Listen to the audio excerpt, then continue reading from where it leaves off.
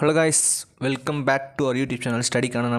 இன்றைக்கி நம்ம என்ன பார்க்க போகிறோம்னா யூனிட் 6 அணுக்கரு இயற்பியல், அட்டாமிக் ஃபிசிக்ஸ். ஓகேவா? இவ்வளோ நாள் நம்ம ஒன்லி அந்த நியூக்ளியஸை சுற்றி இருக்கிற எலக்ட்ரான்ஸை பற்றி மட்டும்தான் ஸ்டடி பண்ணிட்டு வந்தோமே. அதில் தான் கரண்ட் கிடச்சிது, எவ்ரிதிங் நம்ம படித்தது ஃபுல்லாக எலக்ட்ரான்ஸை பற்றி தான். ஆனால் அதுக்குள்ளார இருக்கிற அந்த நியூக்ளியஸை பற்றி நம்ம படிக்கவே இல்லை, இப்போ தான் படிக்கவே போகிறோம். ஓகேவா? அதுதான் இதில் என்னென்ன பார்க்க போகிறோன்னா கதிரியக்கத்தை வரையறுக்க. அது ஃபர்ஸ்ட் ஆஃப் ஆல் ரேடியேஷன்னா என்ன, இயற்கை மற்றும் நேச்சுரல் மற்றும் ஆர்டிஃபிஷியல் ரேடியேஷன் பற்றி, ஆல்ஃபா பீட்டா காமா அது எமிஷன் பற்றி, அணுக்கரு சிதைவிற்கு சாடி ஃபங்க்ஷன் அதை எப்படி சொல்லியிருக்காங்க, சாடி ஃபங்க்ஷன் ஒரு டிஸ்பிளேஸ்மெண்ட்லாம் சொல்லியிருப்பாங்க. இப்போ ஆல்ஃபா ரிலீஸ் ஆச்சுன்னா என்ன சேஞ்சஸ் வரும், பீட்டா ரிலீஸ் ஆச்சுன்னா என்ன சேஞ்சஸ் வரும், காமா ரிலீஸ் ஆச்சுன்னா என்ன சேஞ்சஸ் வரும், அணுக்கரு இணைவு, atomic nuclear fusion, nuclear fission, அணுக்கரு இணைவு மற்றும் அணுக்கரு பிளவு ஆகியவற்றின் அதோட கான்செப்டை பற்றி தெரிஞ்சுக்க போகிறோம். பிளவுக்குட்படும் பொருட்களை அடையாளப்படுத்துதல். இப்போ ஃபார் எக்ஸாம்பிள் எப்படி சொல்லுவாங்கன்னா, U-238 தான் யுரேனியம் 238 இருக்குல்ல, அதுதான் நேச்சுரலாக அதிகமாக கிடைக்கும் 99.28%. பட் ஆனால் 0.72% கிடைக்கக்கூடிய U-235 தான் சிதைவுக்கு உட்படுத்துவாங்களே. ஓகேவா? நியூட்ரானை கொண்டு சிதைவடைய செய்வாங்க. அதெல்லாம் உள்ளார டெப்த்தாக பார்க்கலாம். ஓகேவா? கட்டுப்பாடான மற்றும் கட்டுப்பாடற்ற தொடர் வினைகள் என்னென்னா controlled nuclear fission, uncontrolled nuclear fission. Controlled nuclear ஃபிஷன்னா நம்ம நியூக்ளியர் ரியாக்டர், அணுக்கரு உலை. அன்கண்ட்ரோல்டு நியூக்ளியர் ஃபிஷன் அப்படின்னா ஆட்டம் பாம். நெக்ஸ்ட்டு அணுகுண்டு மற்றும் ஹைட்ரஜன் குண்டுகளின் தத்துவங்களை. ஆட்டம் பாம்னா ஹைட்ரஜன் பாம்னா அதை பற்றின கான்செப்ஷுவலாக கதிரியக்கத்தின் பயன்களை பட்டியலிடும். இப்போ அந்த ரேடியேஷன் இருக்குல்ல, ரேடியேஷன் நமக்கு குட் அண்ட் பேட் போத் ரெண்டுமே இருக்கும், நல்லதும் பண்ணும் கெட்டதும் பண்ணும். ஓகேவா? அணுக்கரு உலையின் கூறுகளை புரிந்துகொள்ள அந்த நியூக்ளியர் ரியாக்டரோட கான்செப்ட் என்னென்ன இது இருக்குது. ஓகே, நம்ம ஃபர்ஸ்ட் ஆஃப் ஆல் ஒரு இன்ட்ரோடக்ஷன் பார்த்துலாம். நம்ம ஹியூமன்ஸ் எல்லாம் ஃபஸ்ட்டு ஆட்டம்ஸை பற்றி கற்றுக்கிறதுல ரொம்ப இன்ட்ரெஸ்டடாக இருந்தோம். ஓகேங்களா? ஆட்டம்ஸை பற்றி கற்றுக்க ரொம்ப இன்ட்ரெஸ்டடாக இருந்தோம். கிமு 400ஆம் ஆண்டிலே டெமோக்ரிட்டஸ்ன்றவர் என்னென்னா, பருப்பொருள் இருக்குல்ல, எல்லா பொருளும் பருப்பொருள்களால் ஆனது, அதை பிரிக்க முடியாதுன்னு சொல்கிறாரு. ஓகேவா? எல்லா பொருளுமே பருப்பொருளால் ஆனது, அந்த பருப்பொருள் என்பது அணுக்களால் ஆனதுன்னு சொல்கிறார். அதை பிரிக்க முடியாதுன்னு சொல்கிறார். அந்த ஆட்டம்ஸை செப்பரேட் பண்ண முடியாதுன்னு சொல்கிறார். அதே போல் 1803ஆம் ஆண்டு ஜான் டால்டன் என்ன சொல்கிறாருன்னா, இயற்கையில் அனைத்து தனிமங்களும் அணுக்களால் ஆனதுன்னு சொல்கிறார். அவர் தான் அந்த ஆட்டமை டிசைன் பண்ணுவார். நம்ம ஆல்ரெடி பழைய லெசன்ஸ்லாம் பார்த்துருப்போம். உள்ளார எப்படி சொல்கிறது, புரோட்டானும் நியூட்ரானும் உள்ளார இருக்கும், அதுதான் நியூக்ளியஸ்ன்னு சொல்லுவோம். அதான் உட்கரு சொல்லுவோம். அதை சுற்றி எலக்ட்ரான் எனர்ஜி ஷெல்ஸாக சுற்றி வந்துட்டுருக்கோம். K shell, L shell, M shell electron சுற்றி வந்துட்டுருக்கோம். அந்த டிசைன் பண்ணவர் இவர் தான். ஓகேவா? அதுக்கப்புறம் ஒருத்தர் என்ன பண்ணுறாருன்னா, கேத்தோடு கதிர்கள், J.J. தாம்சன், அது நெகட்டிவ் எதிர்மின். ஓகேவா? அதை கண்டுபிடிக்கிறாரு. அப்புறம் ஒருத்தர் என்ன பண்ணுறாருன்னா, கோல்ஸ்டின் என்ன கண்டுபிடிக்கிறாரு, ஆனோடு கதிர்கள், அதை நேர்மின்னு சொல்கிறாரு. அதை கண்டுபிடிச்சிடுறாரு. அவர் கண்டுபிடிச்சிட்டு போனதுக்கப்புறம் அதை பேர் வைக்கிறார், புரோட்டான். இவ்வளோ நாள் நம்ம புரோட்டானை கண்டுபிடிச்ச கோல்ஸ்டின் தான் படிச்சிருப்போம். இதில் அடிஷ்னலாக ஒரு கான்செப்ட் கொடுத்துருக்காங்க. புரோட்டான் பேர் வச்சு ரூதர்ஃபோர்டு. யார்? ரூதர்ஃபோர்டு. ஓகேங்களா? அதே போல் 1911 எர்னஸ்ட் ரூதர்ஃபோர்டு ஒருத்தர் உட்கருன்னு ஒன்று இருக்கிறத சொல்கிறார். ஓகேவா? உட்கருன்னு ஒன்று இருக்கிறத சொல்கிறாரு. அதில் நியூட்ரான் இருக்கிறது கண்டுபிடித்தது யாருன்னா ஜேம்ஸ் சாட்விக். ஓகேவா? James Chadwick. இப்படி தான் அதோட ஹிஸ்ட்ரி வந்துட்டுருக்கக்குள்ளே அப்புறம் என்னென்னா, ஒருத்தர் ஹென்ரி பெக்கரல்னு ஒருத்தர் அவரோட லேபில் ரிசர்ச் பண்ணுறாரு வச்சுக்கோங்களேன். ரிசர்ச் பண்ணிகிட்ருக்குள்ள லேபை க்ளோஸ் பண்ணுறக்குள்ள என்ன பண்ணுறாருன்னு, ஒரு நாள் யுரேனியம் பக்கத்தில் ஒரு அந்த காலத்தில் இருக்கும் அந்த ஃபோட்டோ ஃபில்ம் இருக்குல்ல, ஃபில்மை வச்சுட்டு போயிடுறாரு. நெக்ஸ்ட் டே பார்க்குறேன்னா எல்லாமே ஒரு புள்ளியாக இருக்குது. அவர் ஹி காட் சர்ப்ரைஸ்டு. அவர் ரொம்ப சர்ப்ரைஸ் ஆகிறார். என்னென்னா, அந்த மேசையில் பதிவு செய்யப்படாத ஒளிப்படத்தகட்டினை விட்டு சென்றிருந்தார். ஒரு வாரத்திற்கு பிறகு வந்தபோது மேசையிலிருந்து ஒளிப்படத்தகடு கதிரியக்கத்தால், அதை ரேடியேஷனால் பாதிக்கப்பட்டதுன்னு. இதை போலவே யுரேனியத்தில் அருகில் ஒளிப்படத்தகடு வைக்கப்படும் போதெல்லாம் அது படுதுன்றது தான், அதை தான் ஒரு ரேடியேஷன்றது ஃபைனலுக்கு வராது. கதிரியக்கம், இந்நிகழ்வு கதிரியக்கம் என அழைக்கப்படுகிறது.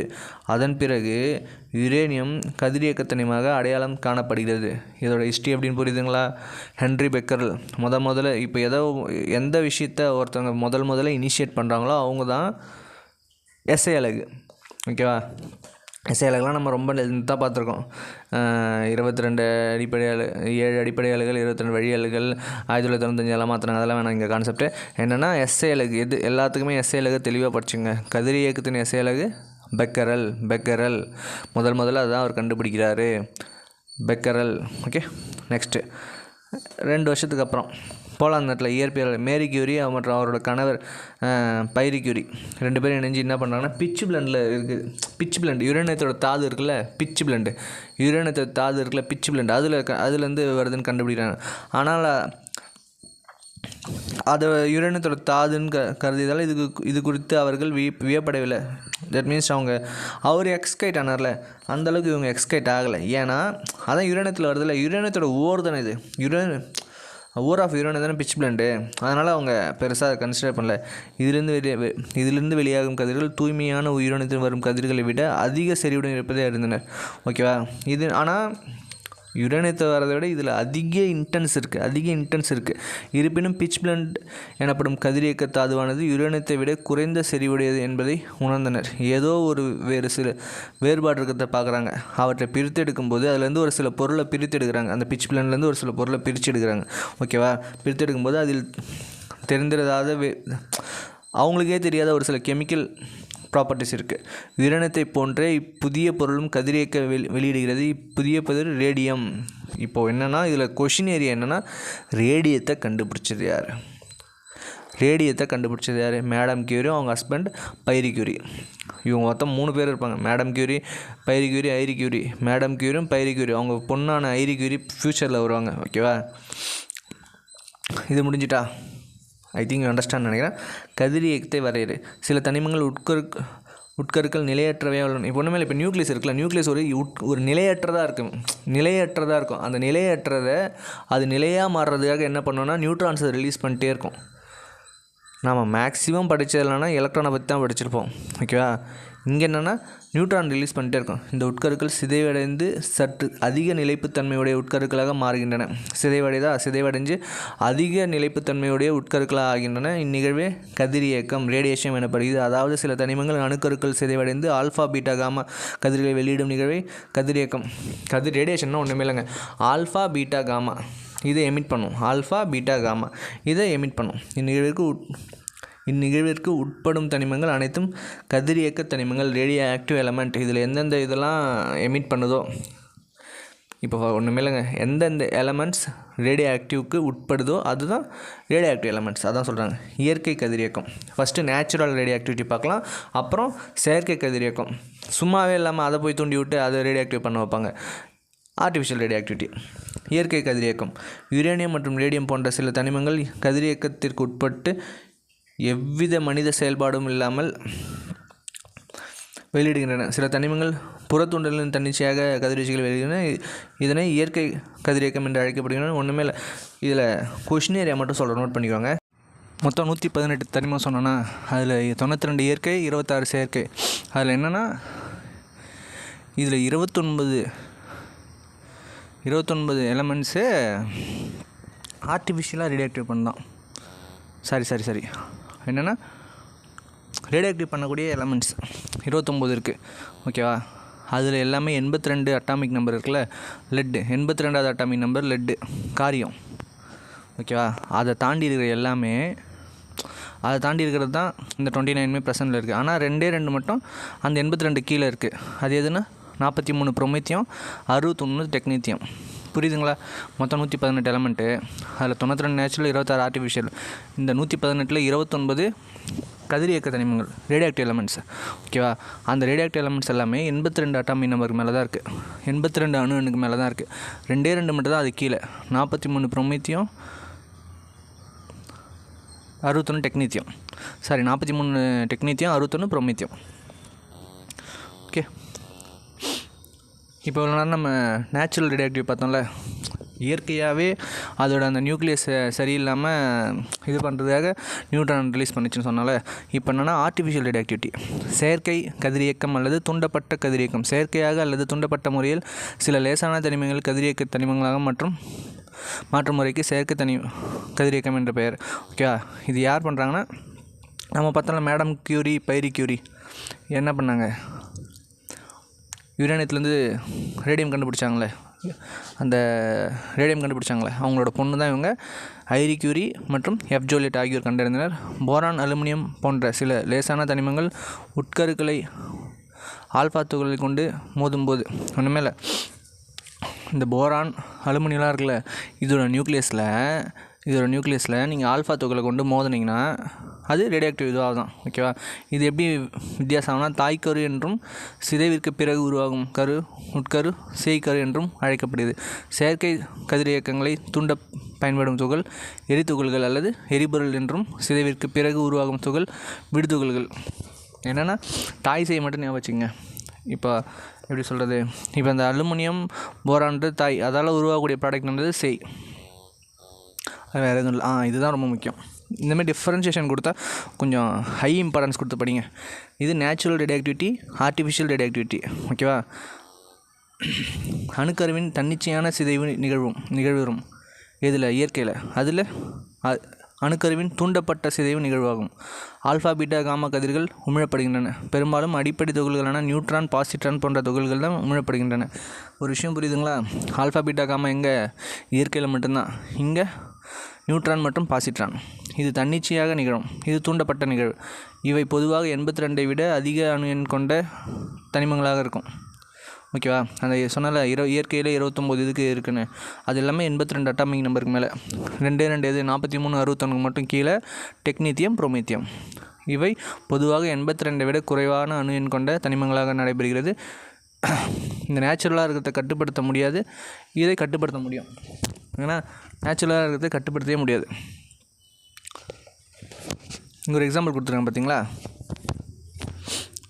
இப்போ பெர்லியம் கார்பன், பெர்லியம்லாம் ஒரு எக்ஸாம்பிள் சொன்னாங்களே, பெர்லியம் அலுமினியம்லாம். ஃபஸ்ட்டு என்ன பண்ணுறாங்க பார்த்தீங்களா, இந்த 2He4 அதை கொண்டு அதில் மோதுறாங்களா, மோதினோடனே அது என்ன ஆகுது, ரெண்டு அட்டாமிக் நம்பர் லாஸ் பண்ணி 2 அட்டாமிக் நம்பர் கெயின் பண்ணி 4 மாஸ் நம்பர் கெயின் பண்ணுது. ஓகேவா? 2 கெயின் பண்ணி 613 ஆகுது. அதுலேருந்து கார்பன் C613 இருக்கா, அதுலேருந்து ஒரு நியூட்ரான் ரிலீஸ் பண்ணால் 6C12 0N1 ஆகுது. ஓகேவா? மேற்கண்ட அணுக்கருவினையில் C613 என்பது நிலைப்புத்தன்மையற்றது. ஓகேவா?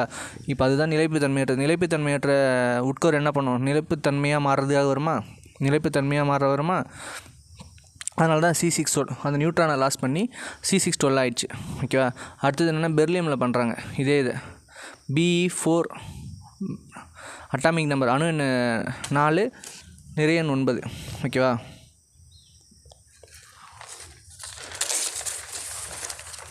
அதை எடுத்து 2He4 கூட ரியாக்ட் பண்ண வச்சா 6C12 வருதா, 0N1. எப்போவுமே என்னென்னா இந்த நியூட்ரான் ஆகப்பட்டது அதுலேருந்து ரிலீஸ் ஆகுது. ஓகேவா? நெக்ஸ்ட் என்ன, கதிரியக்கத்தை அளக்கக்கூடிய மெஷர்மெண்ட் என்னென்ன சொல்கிறாங்கன்னா, கியூரி, ரூதர்ஃபோர்டு, ரான்சன், பெக்கரல் நிறையா இருக்குது. ஓகேவா? இதில் அடிப்படை எஸ்ஐ அலகு எதுன்னு கேட்டாங்கன்னா, எஸ்ஐ அலகு முறை எதுனா பெக்கரல். இப்போ ஒரு இதுக்கும் நம்ம டெஃபினேஷன் பார்க்கலாம். கியூரி, இது கதிரியக்கத்தின் தொன்மையான அலகாகும். இது கதிரியக்க பொருளிலிருந்து ஒரு வினாடிக்கு 3.7 10 மடங்கு 10 என்ற அளவில் சிதைவுகள் ஏற்பட்டால் அது கியூரி எனப்படும். இது தோராயமாக 1 கிராம் ரேடியம் 226 ஏற்படுத்தும் சிதைவிற்கு சமமாகும். என்ன சொல்கிறாங்கன்னா, ஒரு நொடிக்கு 3.7 × 10^10 டிசன்ட்ரிகேஷன் per செகண்ட் அவ்வளோ சிதைவிடுறது இது 1 கியூரின்னு சொல்கிறாங்க. அந்த 1 கியூரி எதுக்கு ஈக்குவல்னா 226 கிராம் ரேடியம் இருக்குல்ல, ரேடியம் யார் கண்டுபிடிச்சா, மேடம் கியூரி கண்டுபிடிச்சாங்களே, அது 226 கிராம் கொண்ட ஒரு ரேடியம் சிதைவிட்டால் எவ்வளோ எனர்ஜி வருமோ அவ்வளோ இதுதான் கியூரின்னு சொல்கிறாங்க. கியூரியோட வேல்யூனா 3.7 × 10^10. ஓகே, நெக்ஸ்ட்டு ரூதர்ஃபோர்டு, இது கதிரியக்கத்தின் மற்றொரு அலகாகும். கதிரியக்க பொருளானது ஒரு வினாடியில் இது 10^6 இருக்கும். ஓகேவா? வெளியிடப்படும் கதிரியக்க சிதைவின் அளவு 10^6 எனில் அது ரூதர்ஃபோர்ட். ஓகே, ஆர்டின்னு சொல்லுவாங்க. ஒரு வினாடியில் நேரத்தில் 10^6 சிதைவுகளை தரும் கதிரியக்க தனிமத்தின் அளவு. நெக்ஸ்ட்டு பெக்கரல், கதிரியக்கத்தின் பன்னாட்டு எஸ்ஐ அலகு பெக்கரல் ஆகும். இது ஒரு வினாடியில் வெளியிடப்படும் கதிரியக்க சிதைவின் அளவு ஒரு பெக்கரல் எனப்படும். இது என்னென்னா ஒரு செகண்டில் வரக்கூடிய ரேடியேஷன் எவ்வளவோ அதை ஒரு பெக்கரல்னு சொல்கிறாங்க. நெக்ஸ்ட்டு ராஞ்சன் என்பது காமா மற்றும் எக்ஸ் கதிர்களால் வெளியிடப்படும் கதிரியக்கத்தின் மற்றொரு அலகாகும். காமா மற்றும் எக்ஸ் கதிர்களால் வெளியிடப்படும் அதை மெஷர் பண்ணக்கூடிய மற்றொரு அலகாகும். ஒரு ராஞ்சன் என்பது நிலையான அழுத்தம், வெப்பநிலை மற்றும் ஈரப்பத நிலையில் 1 கிலோகிராம் காற்றில் கதிரியக்க பொருளானது 2.58 × 10⁻⁴ கூலும் மின்னூட்டங்களை உருவாக்கும் அளவாகும். என்ன சொல்கிறாங்கன்னா, constant pressure, constant temperature, constant humidity, என்ன வெப்பநிலை, அழுத்தம், ஈரப்பதம் இதெல்லாம் கான்ஸ்டண்ட்டாக இருக்குள்ள 1 கிலோகிராம் காற்றுல கதிரியக்க பொருளானது 2.58 × 10⁻⁴ கூலும் மின்னூட்டங்களை உருவாக்கும் அளவாகும். 2.58 × 10⁻⁴ கூலும் மின்னூட்டங்களை உருவாக்கக்கூடியது. ஏன் ரிப்பீட் பண்ணுறேன்னா, அகைன் அண்ட் அகைன் நீங்கள் லிசன் பண்ணக்குள்ள கண்டிப்பாக மண்டையில் நிற்கும், அதுக்காக. ஓகே, ஆல்ஃபா பீட்டா காமா கதிர்கள். ஆல்ஃபானா ஒன்றுமே இல்லைங்க, 2He4 ஹீலியம் இருக்குல்ல அதுதான். பீட்டானா எலக்ட்ரான், காமானா நியூட்ரான். அது என்னன்றது பின்னாடி பார்க்கலாம். இப்போ நான் ஃபஸ்ட்டே சொன்னால யுரேனஸ் கோள் பெயர், இது பாக்ஸ் கொஷின் பார்த்துக்கோங்க நல்லா.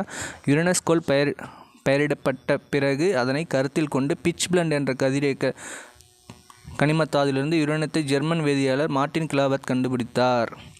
இதில் 3 கொஷின் இருக்குது. என்னென்ன, யுரேனத்தை கண்டுபிடிச்சார் மார்ட்டின் கிளாவத், ஓகேவா. யுரேனத்தோட தாது பிட்ச் பிளண்டு. அது எதுக்கப்புறம் அந்த பேர் வச்சாங்க, யுரேனஸ் கோலை கண்டுபிடிச்சதுக்கப்புறம். ஓகே, ஆல்ஃபா பீட்டா மற்றும் காமா கதிர்களின் பண்புகள். இந்த 3 கதிர்கள் பண்புகளின் சில வேற்றுமைகள் காணப்படுகின்றன. அது 3த்தையும் டிஃப்ரென்சியேஷன் பார்க்கலாம்.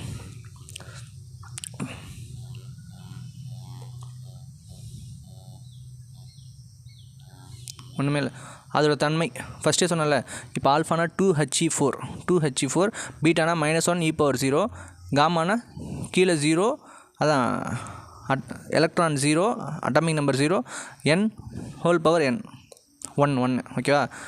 தன்மை 2 புரோட்டான்கள் மற்றும் 2 நியூட்ரான்கள் கொண்ட ஹீலியம் அணுவின் உட்கரு 2He4. இது பாருங்கள், பீட்டாக்கு பாருங்கள். இவை அனைத்து அணுகளிலும் காணப்படும் அடிப்படை துகள்கள் எலக்ட்ரான்கள் ஆகும். பீட்டானா என்ன, எல்லா இதுலேயுமே இருக்கும் எலக்ட்ரான் எல்லாத்துலேயும் ப்ரெசென்ட் ஆகிருக்குங்களா, அதுதான். இவை ஃபோட்டான்கள் எனப்படும் மின்காந்த அலைகளாகும். இது மட்டும் எலக்ட்ரோமேக்னெட்டிக் வேவ்ஸ், ஃபோட்டான். இப்போ காமாவுக்கு இன்னொரு பேர் என்னன்னு கேட்டால் ஃபோட்டான் கூட சொல்லலாம். மின்சுமை, இவை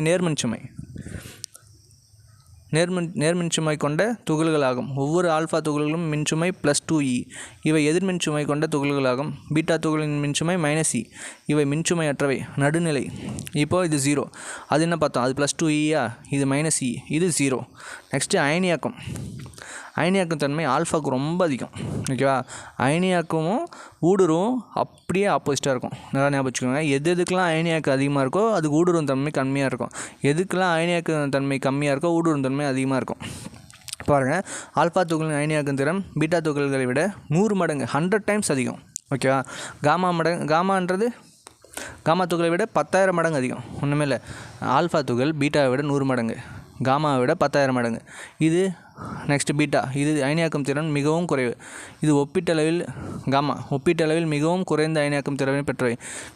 என்ன கொஷின் கேட்பாங்கன்னா, ஆல்ஃபா பீட்டா காமாவில் எதுக்கு அயனியாக்கும் திறன் அதிகம்னு கேட்பாங்க. அப்படின்னா இன்க்ரீசிங் ஆர்டர் எழுதுங்க, இல்லை டிக்ரீசிங் ஆர்டர் எழுதுங்கன்னு கேட்பாங்க. ஆல்ஃபா தான் பெருசு, அதை விட கம்மி பீட்டா, அதை விட கம்மி காமா. நெக்ஸ்ட்டு ஊடுருவும் திறன் அப்படியே அதுக்கு எதிர்த்தகவு. அதான் டைரக்ட்லி ப்ரொபோஷனல், இன்டைரக்ட்லி ப்ரொபோஷனல் பார்ப்போம்ல. இந்த மாதிரி இது ஆப்போசிட்டு கம்ப்ளீட்டாக. ஊடுருவும் திறன் மிகவும் குறைந்த ஊடுருவும் திறன் உடையது. அதாவது தடிமனான தாளை கொண்டு இவற்றை தடுக்க முடியும். நார்மல் நம்ம பேப்பர் யூஸ் பண்ணுறோம்ல, படிக்கிறோம்ல, அதை வச்சு கூட தடுக்கலாம். இது என்னென்னா, ஆல்ஃபா கதிர்களை விட அதிக ஊடுருவும் திறன் கொண்டவை. மெல்லிய தகட்டின் வழியே இவை ஊடுருவி செல்லும். சின்னதாக தகடு இருக்குல்ல, மெல்லிய தகடு தான், அதுக்குன்னு ஹார்டான தகடெலாம் கிடையாது. மெல்லிய தகடின் வழியாக இது போயிடும். அது என்னது, பேப்பர் வச்சு தடுத்துடலாம். இது மெல்லிய தகடு வழியாக ஊடுருவிப்போம், ஆனால் ஹார்டான தகடு வழியாக போகாது.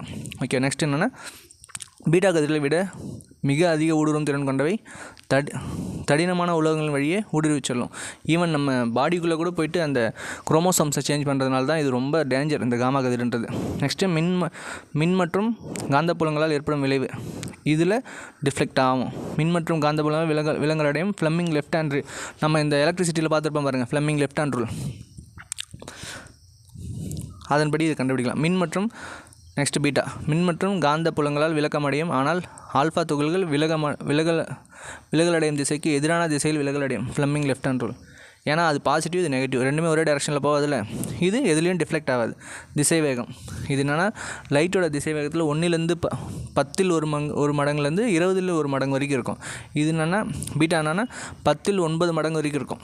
10ல் 9 மடங்கு ஆஃப் லைட்டு. அது காமான்றது லைட்டோட வேகத்துக்கே போயிடும். ஆனால் இருக்கிறதுலே ரொம்ப ரொம்ப ரொம்ப டேஞ்சர் இதுதான். இதுலேருந்து உங்களுக்கு என்ன கன்க்ளூஷன் வந்துச்சு? ஆல்ஃபான்றது பாசிட்டிவ், பீட்டான்றது நெகட்டிவ், காமா நியூட்ரல். அது முடிஞ்சிட்டா. நெக்ஸ்ட்டு ஆல்ஃபாவோட அயனியாக்கு திறன் அதிகம், காமாவோட ஊடுருவும் திறன் அதிகம். இதில் வேறு எதுவும் ரொம்ப இம்பார்ட்டன்ட் இல்லை. அதே போல் ஸ்பீட் ஆஃப் அதோட எல்லாத்தோட ஸ்பீடும் தெரிஞ்சுக்கணும். ஆல்ஃபா என்ன 10ல் 1 மடங்குலேருந்து 20ல் 1 மடங்கு வரைக்கும் லைட் ஆஃப் ஸ்பீடில் போகும். இதுனா பீட்டா என்னன்னா 10ல் 9 மடங்கு ஸ்பீட் ஆஃப் லைட்டில் போகும். காமா என்னன்னா ஸ்பீட் ஆஃப் லைட்லேயே போகும். ஏன்னா இதான் கூற்று காரணங்களை கேட்கலாம். எதையுமே இம்பார்ட்டன்ஸ் கொடுத்து படிங்க, ஓகேவா? நெக்ஸ்ட் என்னென்னா கதிரியக்க இடம்பெயர்வு விதி. இப்போ இந்த ஆல்ஃபா பீட்டா காமா வெளியில் வந்து ஒரு பார்ட்டிக்கிள்லேருந்து வெளியில் வந்துச்சுன்னா அதனால் என்னென்ன மாற்றங்கள் அடையும் அப்படிங்கிறது ஒரு லா இருக்குது, ஓகேவா? ஆல்ஃபா மற்றும் பீட்டா சிதைவின் போது சேய் உட்கரு உருவாகும் என்பதை கதிரியக்க இடம்பெயர்வு விதியின் மூலம் 1913ஆம் ஆண்டு சாஜி மற்றும் ஃபஞ்சன் விளக்கினர். என்னென்னா டிஸ்பிளேஸ்மெண்ட் லா, இங்கிலீஷில் என்ன சொல்லுவாங்கன்னா டிஸ்பிளேஸ்மெண்ட் லாவை சொன்னது யாருன்னு சொன்னாங்க கொஸ்டின் கேட்பாங்க. யார்? சாஜி மற்றும் ஃபஞ்சன், ஓகேவா?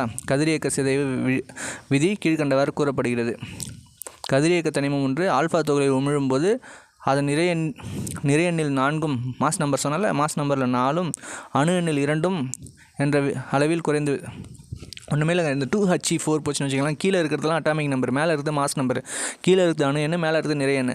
இப்போது 2He4 ஒரு பார்ட்டிக்கிள்லேருந்து வெளியேற்றப்பட்டதுன்னா அட்டாமிக் நம்பர் அணு எண் 2ஆக குறையும், நிறைய எண் 4ஆக குறையும். இதுவே பீட்டா எடுத்துட்டிங்கன்னா அணு எண் கூடும். ஏன்னா -1 e⁴ அது -1 e⁴ அணு எண் கூறும், நிறைய எண்ணில் மாற்றம் இருக்காது. அதில் என்ன ஆகும் இருங்க காட்டுறேன். அவங்க ஒன்று எக்ஸாம்பிளே கொடுத்துருவாங்க, நம்ம அதிலே பார்த்துலாம். நெக்ஸ்ட் ஃபஸ்ட்டு என்ன ஆல்ஃபா சிதைவு கொடுத்துருக்காங்களா? அணுக்கரு வினையின் போது நிலையற்ற தாய் உட்கருவானது ஆல்ஃபா துகளை உமிழ்ந்து நிலைப்புத்தன்மையுள்ள சேய்கருவாக மாறுவது ஆல்ஃபா சிதைவு என்று அழைக்கப்படுகிறது. எடுத்துக்காட்டு யுரேனியம்-238 சிதைவடைந்து ஆல்ஃபா துகளை உமிழ்ந்து தோரியம்-234 ஆக மாறுகிறது. 92 atomic number, U-238 mass number, ஓகேவா? என்னென்னா அதிலிருந்து அந்த ஆல்ஃபா துகள் வெளியில் போய் தோரியமாக மாறுது. 90Th234 தோரியம், ஓகேவா? ஒரு தாய் உட்கருவானது ஆல்ஃபா சிதைவடையும் போது என்னென்னா 2 அட்டாமிக் நம்பர் குறையுது, 4 மாஸ் நம்பர் குறையுது, அதான் சொல்கிறாங்க. அதே போல் ஒரு விஷயம் தெரிஞ்சு வச்சுக்கோங்க, யுரேனியத்துலேருந்து என்ன கிடைக்குதுன்னா தோரியம் கிடைக்குது. நெக்ஸ்ட்டு பீட்டா சிதைவு ஒரு எக்ஸாம்பிள் கொடுத்துறாங்க பார்த்தீங்களா? அணுக்கரு வினையின் போது நிலையற்ற தாய் உட்கருவானது பீட்டா துகளை உமிழ்ந்து நிலைப்புத்தன்மையுள்ள சேய் உட்கருவானது மாறுகிறது. பீட்டா சிதைவு என்னென்னா பாஸ்பரஸ் இருக்குல்ல, பாஸ்பரஸ்ஸு அட்டாமிக் நம்பர் 15, மாஸ் நம்பர் 32, ஓகேவா? பீட்டா சிதைவாகி என்னவா மாறுது? சல்ஃபராக மாறுது. இப்போது இங்கே அட்டாமிக் நம்பர் அது எலக்ட்ரான்ஸ் நம்பர் ஆஃப் இது மட்டும் மாறுச்சுன்னா அணு எண் மாறுச்சுன்னா என்ன? இப்போ நிறைய எண் கான்ஸ்டண்ட்டாக வந்து ஐசோபார் ஐசோடோன் படிச்சிருக்கீங்களா? அது ஜஸ்ட்டு சொல்கிறேன், தெரிஞ்சு வச்சுக்கோங்க.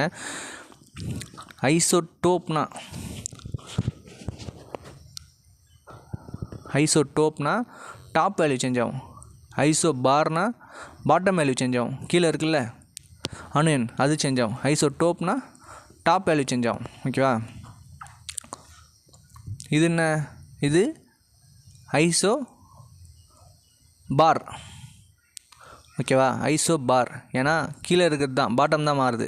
ஏன்னா ஐசோடோப்பில் T ஃபார் டாப்பு, ஐசோபாரில் B for bottom, okay?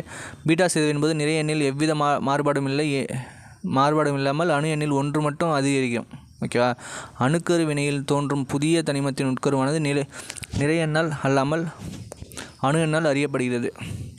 Atomic நம்பரால் சொல்ல வராங்க, வேறு ஒன்றும் இல்லை. காமா சிதைவு என்பது உட்கருவின் ஆற்றல் மட்டுமே, எனர்ஜி மட்டும் தான் சேஞ்ச் ஆகுமே கோசம் வேறு எந்த இதுவுமே நடக்காது. அதான் சொல்கிறேன். காமா சிதைவு என்பது உட்கருவின் ஆற்றல் மட்டுமே மாற்றம் அடைகிறது. அதன் அணு எண் மற்றும் நிறைய எண் மாற்றம் எதுவும் இல்லாமல் அதே அளவில் இருக்கும். நெக்ஸ்ட்டு அணுக்கரு பிளவு நியூக்ளியர் ஃபிஷன்.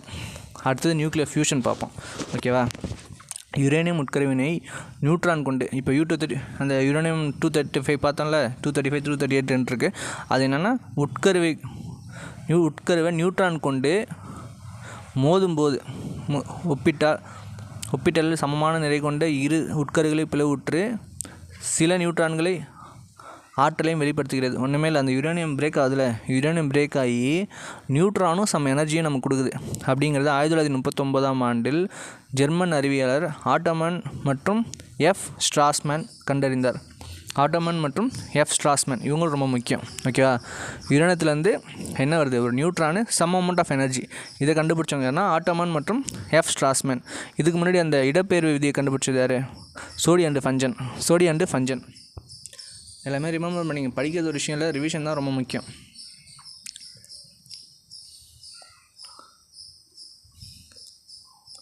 இப்போ அந்த யுரேனியம் இருக்குல்ல, U-235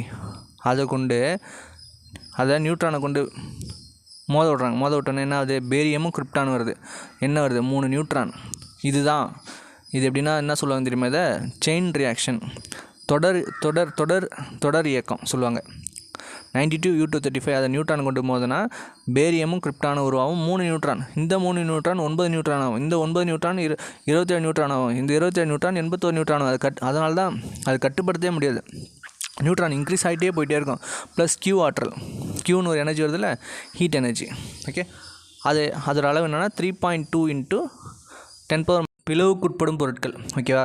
என்னென்னா எந்த ஒரு பொருள் தன்னோட நியூட்ரானை அப்சர்வ் பண்ணி அது பிரேக் ஆகுதோ அதான் பிளவுக்குட்படும் பொருட்கள். அது எக்ஸாம்பிள் கொடுத்துருக்காங்க. Uranium 235, plutonium 239, plutonium 241. ஓகேவா? யுரேனியத்தின் எல்லா தாதும் அதே போல் பிரேக் பண்ண முடியாது. யுரேனியம் 235 மட்டும்தான் இந்த மாதிரி பிரேக் பண்ண முடியும். யுரேனியம் 238 பிரேக் பண்ண முடியாது. அதுக்கு தான் ஒரு எக்ஸாம்பிள் சொல்கிறாங்க பாருங்கள். யுரேனியத்தின் எல்லா ஐசோடோப்புகளும் நியூட்ரான்களை உட்கவர்ந்து பிளக்கப்படுவதில்லை. எடுத்துக்காட்டாக இயற்கையில் 99.28% யுரேனியம் 238 தான் கிடைக்குது. ஓகேவா? மீதமுள்ள 0.72% தான் யுரேனியம் 235 தனிமம் கிடைக்கிறது. இவற்றில் யுரேனியம் 238 பிளக்க முடியாது. அதே வேளையில் யுரேனியம் 235 பிரேக் பண்ணுறாங்க. ஓகேவா? பிளவுக்குட்படாத சில கதிரியக்க தனிமங்கள் நியூட்ரான்களை உட்கவர செய்து. இப்போ ஒரு சில இதெல்லாம் அப்சர்வ் பண்ணல. இப்போ இந்த நியூட்ரான் இதெல்லாம் அப்சர்வ் பண்ணல தானே. யுரேனியம் 238 அப்சர்வ் பண்ணல, யுரேனியம் 235 மட்டும் அப்சர்வ் பண்ண சொல்லலை. இப்போ இப்படி அப்சர்வ் பண்ணாததை என்ன பண்ணுவாங்கன்னா, சில கதிரியக்க தனிமங்கள் நியூட்ரான்களை உட்கவர செய்வதன் மூலம் பிளவுக்குட்படும் பொருட்களாக மாற்ற முடியும். இவை வளமிக்க பொருட்கள், வளமை பொருட்கள் என்று அழைக்கப்படுகின்றன. இதேபோல்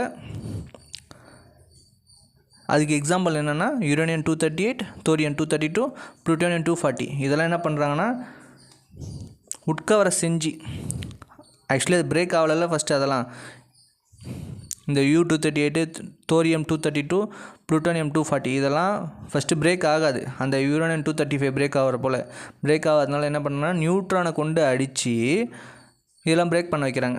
இதெல்லாம் என்னென்னு மட்டும் கேட்பாங்க. எதுக்கு என்னென்ன எக்ஸாம்பிள். ஃபஸ்ட்டு என்னென்னா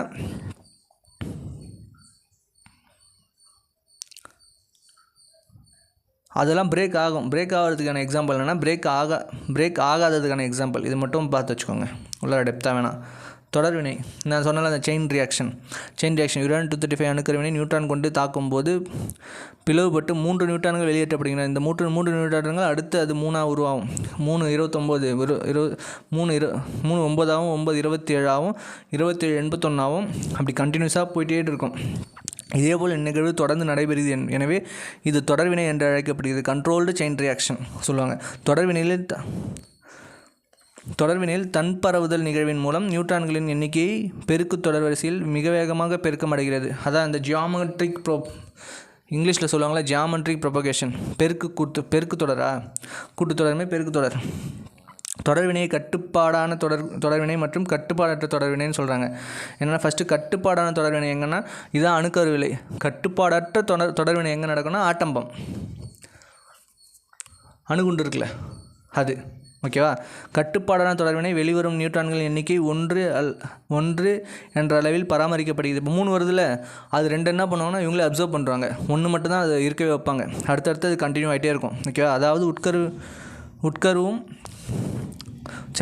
பொருட்களை கொண்டு வெளிவரும் நியூட்ரான்களில் ஒரே ஒரு நியூட்ரான் மட்டும் தொடர்வினைக்கு அனுமதித்து மற்ற நியூட்ரான்கள் உட்கவரப்படுங்க, மிச்சம் 2 அப்சர்வ் பண்ணிடுறாங்க. ஆகையால் இவ்வினையானது கட்டுப்பாடான வினையாக தொடர்கிறது. ஓகே, ஏன்னா 3 9 27 81 243 கண்டினியூஸாக போயிட்டே இருந்ததுன்னா அவங்களால கண்ட்ரோல் பண்ண முடியாது.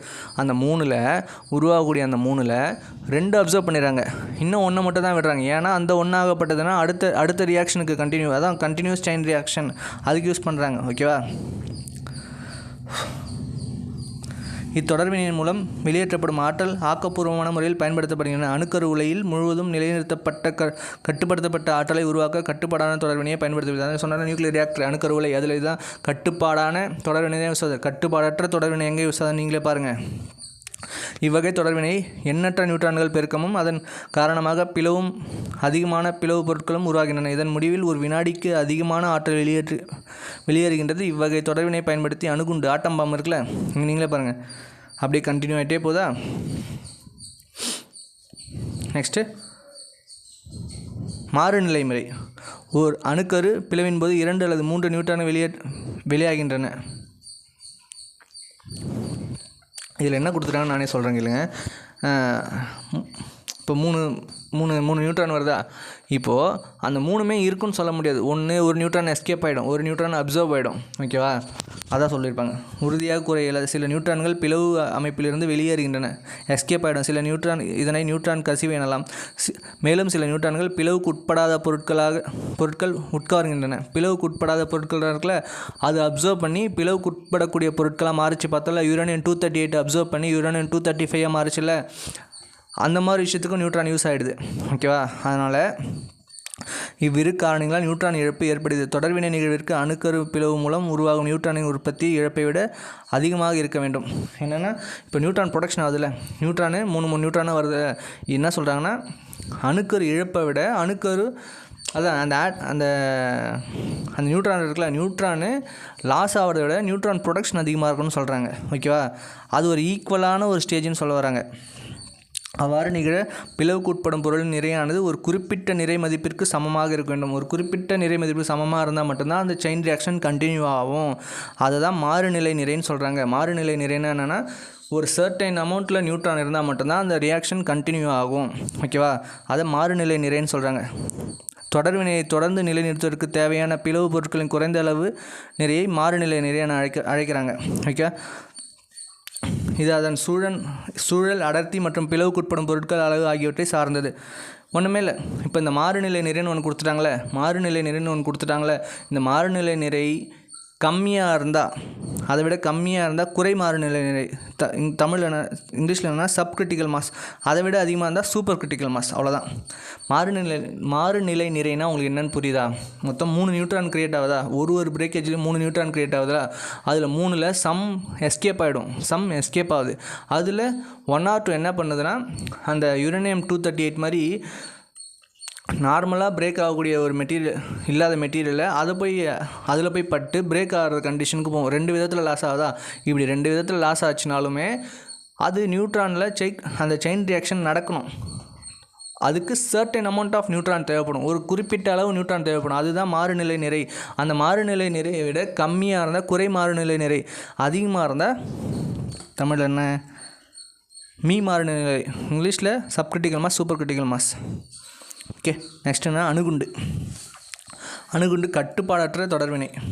இது உள்ளார இது வேணாம், அதோட ஒர்க்கிங்லாம் கொடுத்துருக்காங்க, நமக்கு அது தேவையில்லாது. அதே போல் அணுகுண்டுக்கு ஒரு எக்ஸாம்பிள் கொடுத்துருப்பாங்க. அணுகுண்டு எப்போவுமே காமா கதிர்வீச்சுகளோட தான் வெளியே வரும். காமா கதிர்வீச்சுகளோட வெளியே வரதில் 1945ஆம் ஆண்டு அந்த செகண்ட் வேர்ல்டு வார் எண்டில் அந்த ஜப்பான் மேலே 2 குண்டு போட்டுருவாங்க. ஹிரோஷிமா நாகசாகி மேலே 2 குண்டு போட்டிருப்பாங்க, ஆட்டம் பாம். அதனால தான் அந்த செகண்ட் வேர்ல்டு வார் எண்டுக்கு வந்தது. அது பின்னாடி இன்னும் பாக்ஸில் டெப்த்தாக கொடுத்துருப்பாங்க, அதில் கிளியராக சொல்கிறேன். ஓகே, ஒரு எலக்ட்ரான் வோல்ட்டை எப்படி அவங்க எக்ஸ்பிளைன் பண்ணியிருக்காங்க பார்த்தீங்களா? அணுக்கரு இயற்பியல் சிறிய துகள்களின் ஆற்றலை அளவிடும் அலகு எலக்ட்ரான் வோல்ட். இந்த அட்டாமிக் ஃபிசிக்ஸில் ரொம்ப மைன்யூட்டான பார்ட்டிகள் எப்படி அளப்பாங்கன்னா எலக்ட்ரான் வோல்ட்டுன்னு சொல்லுவாங்க. 1 EV = 1.602 × 10⁻⁻19 ஜூல். ஓகேவா, இது 1 மில்லியன் எலக்ட்ரான் வோல்ட்டுனா, மில்லியன்னா ஒன்றுமே இல்லை, 10⁻6. ஓகே, அதேபோல் அணுக்கரு பிளவின் மூலம் வெளியேற்றப்படும் சராசரி ஆற்றல் எவ்வளோ? 200 million electron volt. 200 million electron volt. இங்கே ரெண்டு விஷயத்தை அப்படியே இந்த ஒரே பேஜில் கம்பேர் பண்ணி படிச்சுக்கோங்க. அணுக்கரு பிளவில் 200 மில்லியன் எலக்ட்ரான் வோல்ட்டா, அணுக்கரு இணைவுக்கு இங்கே ஒன்று கொடுத்துருப்பாங்க வேல்யூ. சரி, அது வரக்கலாம், நான் சொல்கிறேன். நெக்ஸ்ட்டு அணுக்கரு இணைவு. இப்போ அணுக்கரு பிளவுனா ஃபஸ்ட்டு ஒரு அந்த யுரேனியம் 235 ஆகப்பட்டது பிரேக் ஆகி 3 நியூட்ரான் ஒரு எனர்ஜி வந்ததா.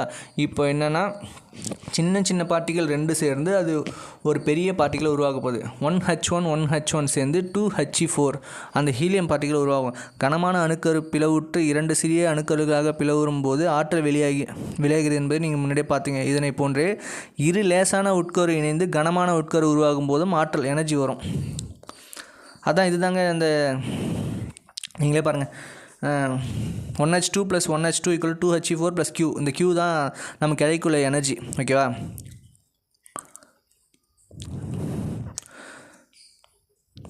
இப்போ நான் அங்கே சொன்னல, அங்கே என்ன சொன்னேன், 200 மில்லியன் எலக்ட்ரான் வோல்ட்டா. இங்கே எவ்வளோ சராசரி ஆற்றல்னு பாருங்கள்.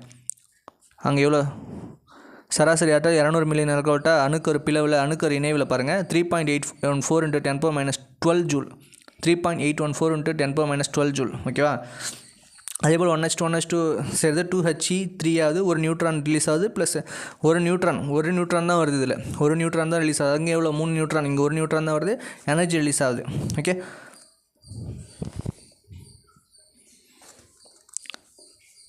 அதே போல் ஒரு ஐன்ஸ்டைன் ஒன்று சொல்லியிருப்பார்ல, நம்ம ஒரு ஆற்றலை உருவாக்கவோ அழிக்கவோ முடியாது. அது ஒரு ஆற்றலேருந்து இன்னொரு ஆற்றலை தான் கொண்டு போக முடியும். 1905 நிறைய ஆற்றல் சமன்பாடு மூலம் ஐன்ஸ்டைன் நிறைய ஆற்றல் சமன்பாடுன்னு சொன்னது யாருன்னு கேட்பாங்க கொஷினில். நிறைய ஆற்றல் சமன்பாடு சொன்னது ஐன்ஸ்டைன். ஓகேவா? அதாவது நிறைய ஆற்றலாகவும் ஆற்றல் நிறையாகவும் மாறும் என்பதனை நிறைய ஆற்றல் சமன்பாடு மூலம் கூறுகிறார். E = mc². ஓகேவா? C என்பது speed of light, m mass. ஓகேவா? இது ஸ்பீட் ஆஃப் லைட் நமக்கே தெரியும், 3 × 10⁸ m/s. இப்போ தான் அந்த இது எப்போவுமே உள்ளார இருக்கிறத விட இந்த பாக்ஸுக்கு ரொம்ப ப்ரியாரிட்டி கொடுத்து படிங்க. 2வது உலகப் போரின் ஹிரோஷிமா நகரத்தில் வீசப்பட்ட லிட்டில் பாய். ஓகேவா? அது என்ன தனிமை யூஸ் பண்ணாங்கன்னா யுரேனியத்தை யூஸ் பண்ணியிருப்பாங்க. அதனை தொடர்ந்து நாகசாகியில் வீசப்பட்ட ஃபேட்மேன். இதில் என்ன யூஸ் பண்ணிங்கன்னா புளுட்டோனியம். என்ன ஹிரோஷிமாவில் லிட்டில் பாய், அதுக்கு என்ன யுரேனியம். நாகசாகியில் fatman, plutonium.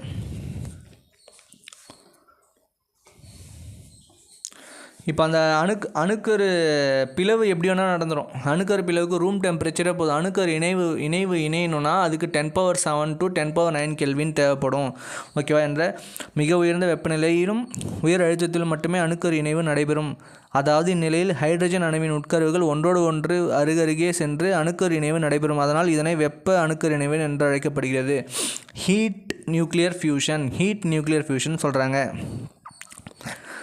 இது ஏன் அந்த இடத்துல அதிக டெம்பரேச்சர் தேவைப்படுது மட்டும். இப்போ நீ ஃபார் எக்ஸாம்பிள் இப்போது நம்ம என்ன பார்த்தோம், ஹைட்ரஜன் தான் சேருது. இப்போ நம்ம காற்றில் ஹைட்ரஜன் இருக்குல்ல, அது ரெண்டும் சேர்ந்ததுன்னா இங்கேயும் ஒரு நியூக்ளியர் ஃபியூஷன் தான் நடக்கணும். ஏன் நடக்கலைன்னா நியூக்ளியர் ஃபியூஷன் நடக்க ஹை டெம்பரேச்சர் தேவைப்படுது. அது ஏன் சூரியனில் நடக்குதுன்னா அங்கே அவ்வளோ டெம்பரேச்சர் இருக்குல்ல.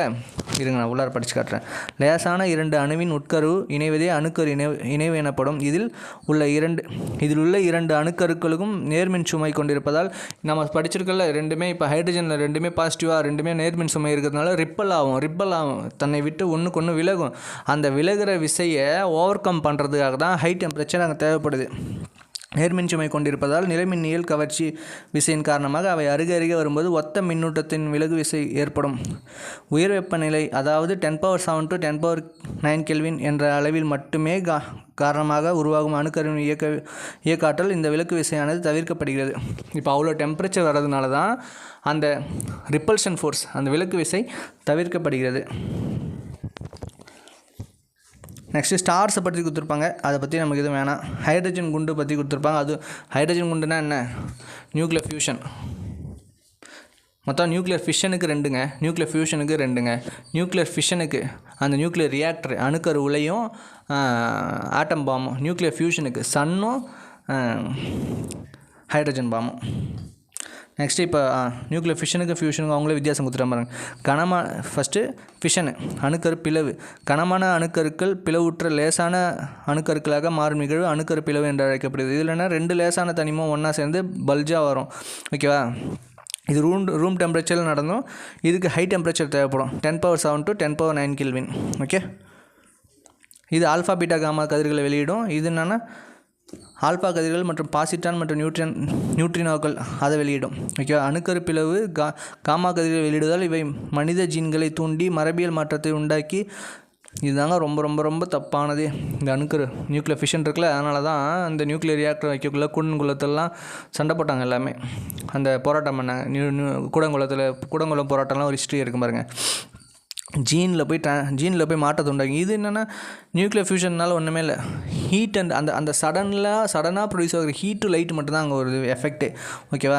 இப்போ சன்னை பற்றின ஒரு கான்செப்ட் கொடுத்துருக்காங்க. சன்னில் நம்ம நியூக்ளியர் ஃபியூஷன் நடக்குதுன்னு அணுக்கரு இணைவு நடக்குதுன்னு சொன்னோமா, அங்கே ஒரு செகண்டுக்கு 620 million metric ton of hydrogen 620 million metric ton of hydrogen இணைஞ்சு 3.8 × 10⁻26 ஜூல் ஆற்றல் கதிரியக்கமாக வெளியாகிறது. கதிரியக்கத்தின் செறிவு பூமியை நோக்கி வரும்போது படிப்படியாக இப்போ அங்கேருந்து வரக்கூடிய ஹீட்டு வரக்குள்ளே ட்ராவல் ஆகி வரணும்ல, ரேடியேஷன் மூலயமா ட்ராவல் ஆகி வரக்குள்ளே நம்ம பூமி வந்து அடைக்குள்ள 1.4 கிலோ ஜூல். நெக்ஸ்ட்டு அந்த கதிரியக்கத்தோட பயன்கள் எங்கெங்கே என்ன யூஸ் பண்ணுறாங்க? வேளாண்மையில் பாஸ்பரஸ் 32. நெக்ஸ்ட்டு மருத்துவத்தில் எங்கெங்கே யூஸ் பண்ணுறாங்கன்னு பாருங்கள். சோடியத்தில் ஹார்ட் ஃபங்க்ஷன், இதயத்தை சீராக ஒர்க் ஆகுதான்னு பார்க்குறாங்க. நெக்ஸ்ட்டுனா அயோடினில் அந்த காய்டர் சொல்லுவாங்களே, கழுத்துக்கழலை, முன்கழுத்துக்கழலை. நெக்ஸ்ட்டு அயன் என்னென்னா அனிமியா, ரத்த சோகையை கண்டறிந்து அதை ட்ரீட் பண்ணுறாங்க.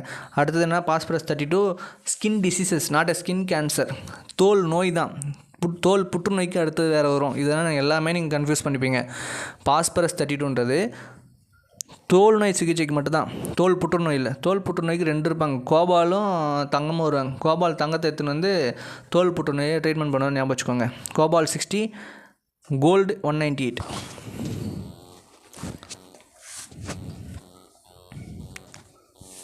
நெக்ஸ்ட்டு அறுவை சிகிச்சைக்கு பயன்படும் சாதனங்களில் காணப்படும் நுண்குரிமைகளை கதிரியக்கத்தின் மூலம் நீக்கி தூய்மை செய்யப்படுகிறது. நெக்ஸ்ட்டு அடுத்தது தொழிற்சாலை என்னென்னா அமரிஷியம் 241 ஒரு தொழிற்சாலையில் திடீர்னு ஒரு புகை ஸ்மோக் டிடெக்டர் சொல்லுவாங்களே, அதுதான் அமரிஷியம் 241.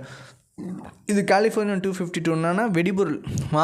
வானூர்தியில் எடுத்து செல்லப்படும் சுமைகளில் வெடிபொருட்கள், இப்போ ஒரு ஃப்ளைட்டெல்லாம் போகல, சூட்கேஸில் ஒரு வெடிபொருள் இருந்துச்சுன்னா இது டிடெக்ட் பண்ணி கொடுத்துரும்.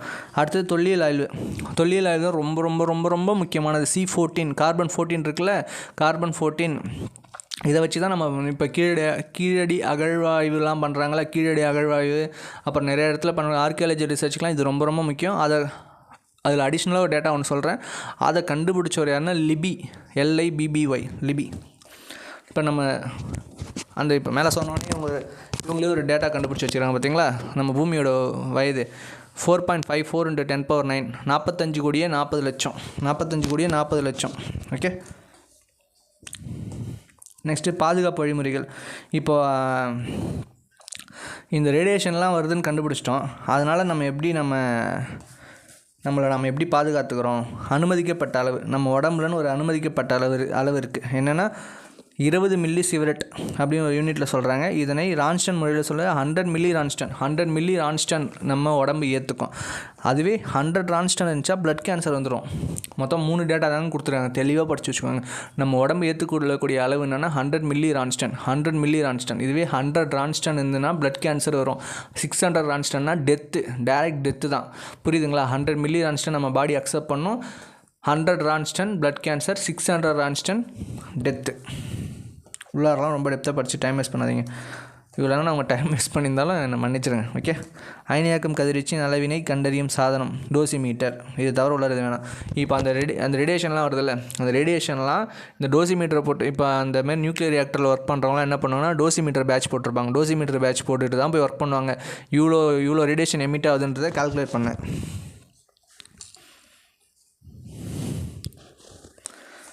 அடுத்து ப்ரிகாஷன் மெஷர் கொடுக்குறாங்க, இருங்க. என்னென்னா லெட் அப்ரான்ஸ், அந்த காரியம் இருக்குல்ல, காரியத்தால் ஆன ட்ரெஸ் போட்டுப்பாங்க. அப்புறம் என்ன, கதிரியக்க பொருட்களை கையாளும் போது உணவு சாப்பிடக்கூடாது. அந்த ரேடியோ ஆக்டிவ் மெட்டீரியலில் கை வைக்கும்போது சாப்பிடக்கூடாது. கதிரியக்க பொருட்களை இடுக்கின் அல்லது தொலைக்கட்டுப்பாட்டு கருவி ஆகியவற்றை பயன்படுத்தி மட்டுமே கையாள வேண்டும். அதான் என்னென்னா அந்த ரிமோட் சென்சார் மூலமாக ஒர்க் பண்ணணும். டோசிமீட்டர் அணிந்து கொள்ள, அதான் டோசிமீட்டர் சொன்னால அது. நெக்ஸ்ட்டு அணுக்கரு உலை, நியூக்ளியர் ரியாக்டர். மொத்தம் நம்ம இந்தியாவில் 7 நியூக்ளியர் ரியாக்டர் இருக்குங்க. மொத்தம் நம்ம இந்தியாவில் 7 நியூக்ளியர் ரியாக்டர் இருக்குது. நல்லா முடிய போகுது இப்போ லெசனு, ரொம்ப லென்த்தாக போகிற மாதிரி இருக்குது.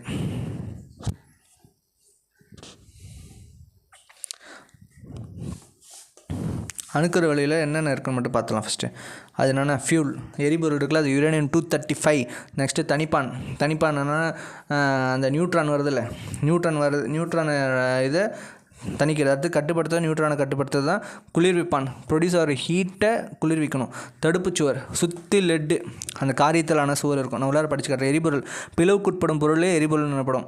அணுக்கரு உலையில் பொதுவாக பயன்படுத்தப்படும் எரிபொருள் யுரேனியம் 235. தனிப்பான், உயர் ஆற்றல் கொண்ட நியூட்ரான்கள் குறைந்த ஆற்றல் கொண்ட நியூட்ரான்களாக குறைக்கப்படுது. இப்போ என்னென்னா ரொம்ப பவரில் வரும் அந்த நியூட்ரான். ப்ரொடக்ஷன் ஆகிற நியூட்ரான் என்னென்னா ஹை பவரில் வரும். அதோட ஸ்பீடை குறைக்கிறாங்க. ஆனால் கட்டுப்படுத்தும் கழின்றது என்னென்னா அந்த தனிப்பானுக்கு என்னென்ன எக்ஸாம்பிள்னால் கிராஃபைட்டும் கனநீரும் என்ன பண்ணுது, அதோட ஸ்பீடை கம்மி பண்ணுது. கட்டுப்படுத்தப்படும் கழினா தொடர்வினையை நிலைநிறுத்தி நியூட்ரான்களின் எண்ணிக்கையை கட்டுப்படுத்துவதற்கு கட்டுப்படுத்தும் கழியாகும். ஒன்றுமே இல்லை, அந்த 3, 9, 27, 89 போதில் அதை கண்ட்ரோல் பண்ணக்கூடியதான் இந்த கண்ட்ரோல் ராடு. இது என்னென்னா போரான் அண்ட் கேட்மியம் ராடு. அங்கே என்ன பார்த்தோம், கிராஃபைட்டும் ஹார்ட் வாட்டரும் பார்த்தோமா, இங்கே போரான் அண்ட் கேட்மியம் ராடு. அடுத்து குளிர்விப்பான். அணுக்கரு உலையில் உருவாகும் வெப்பத்தை குளிர்விக்க என்ன யூஸ் பண்ணாங்கன்னா நீர், காற்று மற்றும் ஹீலியம் இதெல்லாம் யூஸ் பண்ணுவாங்க. தடுப்புச்சுவர் லெட்டு, அதோட வேறு எதுவும் இல்லை. இதனால் நமக்கு என்னென்ன பயன், அணுக்கரு உலையானது அதிக அளவில் எலக்ட்ரிசிட்டி ப்ரொடக்ஷன் பலவிதமான பயன்பாடுகளை உடைய கதிரியக்க ஐசோட்டோப்புகள் உருவாக்க பயன்படுது. இப்போ நம்ம பார்த்தோம் ஐசோட்டோப்ஸு அணுக்கரு இயற்பியல் துறையில் ஆய்வினை மேற்கொள்வதற்கு பயன்படுகிறது. இதுக்கெல்லாம் முதல்ல விதை போட்டவர் யாருன்னா 1948ஆம் ஆண்டு ஆகஸ்ட் மாதத்தில் இந்திய அறிவியல் ஆராய்ச்சி துறையில் இந்திய அணுசக்தி இயக்கம் ஆணையம், ஓகேவா, மும்பையில் அமைக்கப்பட்டது. இதன் தலைவராக டாக்டர் ஹோமி ஜஹாங்கீர் பாபா முதலில் பொறுப்பு வகித்தார். அணுசக்தி துறையில் நடைபெறும் அனைத்து ஆராய்ச்சிகளிலும் இந்த நிறுவனம் மூலமே மேற்கொள்ளப்படுது. இது தற்போது பாபா அட்டாமிக் ரிசர்ச் சென்டர் என்ற பேரில் இயங்கி வருகிறது. ஃபஸ்ட்டு 1948 ஏஇசின்ற பேரில் ஆரம்பிக்கிறாங்க. இப்போ அதோட பேர் என்ன, BARC, Baba atomic research centre.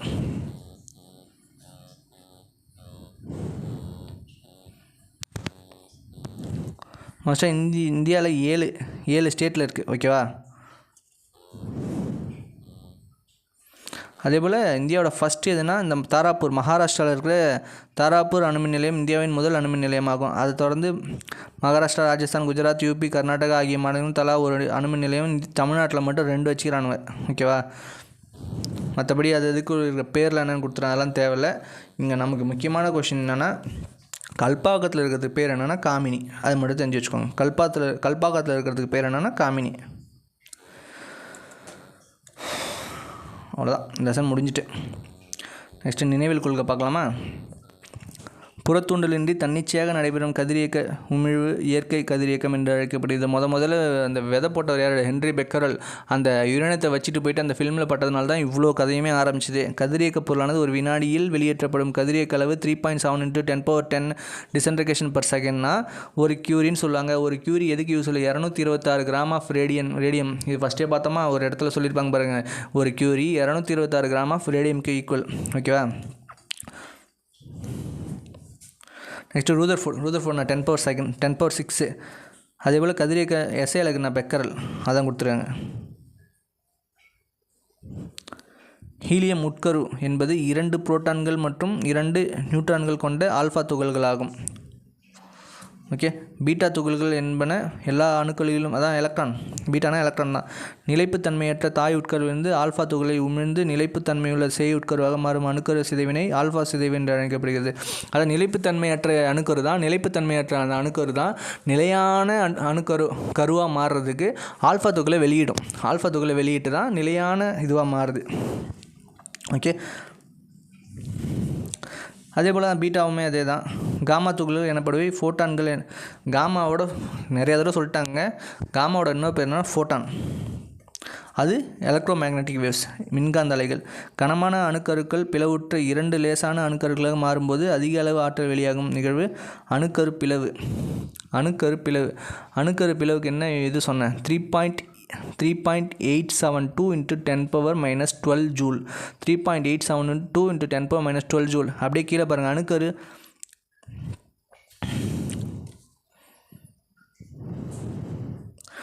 அது அணுக்கரு இணைவுக்கு தான் அந்த எனர்ஜி. இது அணுக்கரு பிளவுக்கு என்னென்னா 200 மில்லியன் எலக்ட்ரான் வோல்ட். அணுக்கரு பிளவுக்கு என்னென்னா 200 மில்லியன் எலக்ட்ரான் வோல்ட். அணுக்கரு இணைவுக்கு தான் 3.872 × 10⁻12 ஜூல். ஓகேவா? ஒரு சில கதிரியக்க தனிமங்கள் பிளவுக்குட்படும் பொருட்களாக மாற்றப்படுகின்றன. இவை வளைமை பொருட்கள் என்று அழைக்கப்படுகின்றன.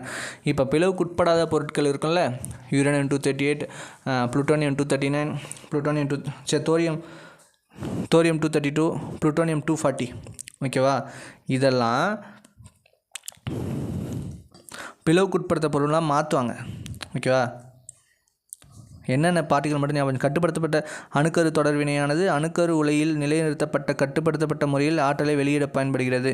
2 லேசான அணுக்கருக்கள் இணைந்து கனமான உட்கருவில், அதான் நியூக்ளியர் ஃபியூஷன் சொல்கிறாங்க. சூரியன்லேயும் விண்மீன்லேயும் அதான் நடக்குது. பாதுகாப்பான கதிர்வீச்சின் அளவு ஒரு வாரத்திற்கு 100 மில்லியன் ரான்ஸ்டன். இதுவே 100 ரான்ஸ்டன் வந்துச்சுன்னா பிளட் கேன்சர், 600 ரான்ஸ்டன்னா டெத்து. நெக்ஸ்ட் புக் பேக் பார்த்துடலாம்.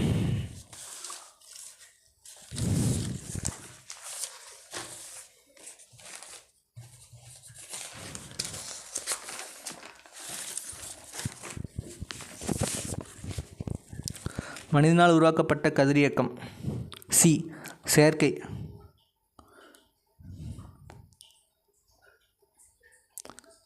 தூண்டப்பட்ட மற்றும்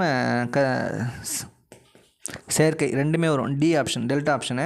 கதிரியக்கத்தின் அலகு என்ன? எல்லாமே. இதுவே அவன் ஸ்பெசிஃபிக்காக எஸ்ஐ அலகு கேட்டானா பெக்கரல். செயற்கை கதிரியக்கத்தை கண்டறிந்தவர் யார்? செயற்கை கதிரியக்கத்தை கண்டறிந்தவர் ஐரின் குயிரி. கீழ்கண்ட எந்த வினையில் சேய் உட்கருவின் நிறை எண் மாறாமல் இருக்கும்? மாஸ் நம்பர் எப்போ மாறாமல் இருக்குன்னா பீட்டா சிதைவின் போதும் காமா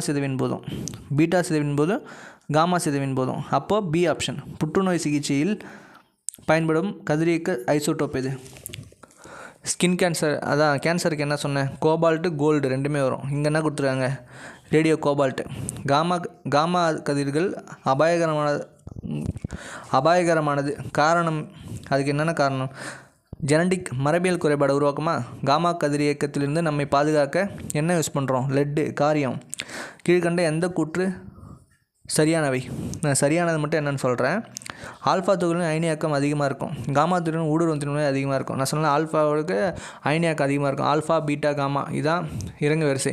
இதுவே ஊடுருவும் திறனுக்கு இறங்கு வரிசை என்னென்னா gamma, beta, alpha. Next proton தொடர்வினைக்கு எடுத்துக்காட்டு. புரோட்டான் தொடர்வினைக்குன்னா அணுக்கரு இணைவு, அணுக்கரு சிதைவு. இதில் இந்த மாதிரி இருக்கக்குள்ள அதுக்கு என்ன ஆன்சர்னா சி ஆப்ஷன்.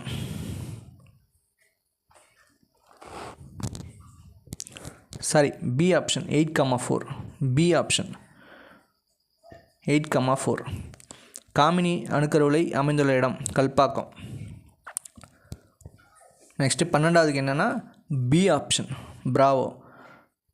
அணுக்கரு உலை மற்றும் அணுக்கரு குண்டு ஆகிய தொடர்வினை நிகழும். அணுக்கரு உலையில் கட்டுப்படுத்தப்பட்ட தொடர்வினை நிகழும். ஆமாம், ரெண்டும் கரெக்டு தான்.